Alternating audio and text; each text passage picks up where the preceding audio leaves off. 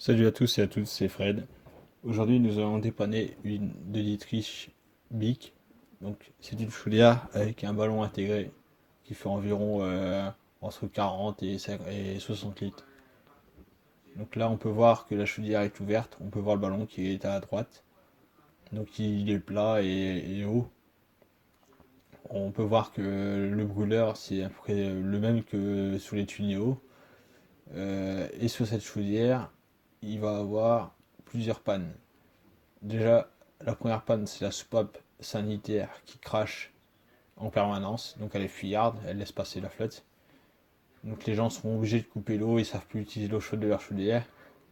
On peut voir aussi que ça fuit à l'intérieur de la chaudière, rouille, et ça fuit au niveau du raccord du circulateur. La deuxième panne, et ce qui m'a poussé à vérifier le vase d'expansion sanitaire, c'est le fait que la soupape crache tout le temps. Euh, j'ai contrôlé le vase sanitaire, il était mort, quoi. Il y avait de l'eau qui sortait par la tétine du gonflage. Donc voilà, c'est un vase de 2 litres. Donc là, la soupape, on voit qu'elle est en accès difficile. Il faut quasiment tout démonter pour pouvoir la démonter, quoi. Donc on commence par tirer le petit tuyau en caoutchouc. Ensuite, on tire le tuyau de condensat de chaudière.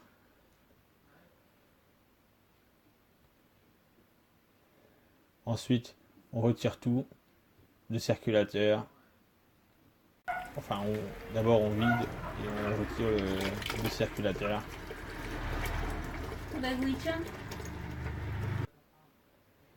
Ensuite, voici la vieille soupape. Donc la pièce est déposée, le circulateur est déposé. La soupape prête à être remplacée. Là, j'ai tout remonté en place dans la chaudière. Donc le circulateur est remonté, la soupape est remontée, la petite crosse elle est remontée, qui va sur l'eau froide du ballon. Ensuite, je remonte le tube de condensat, le tube de soupape, et je serre le serflex.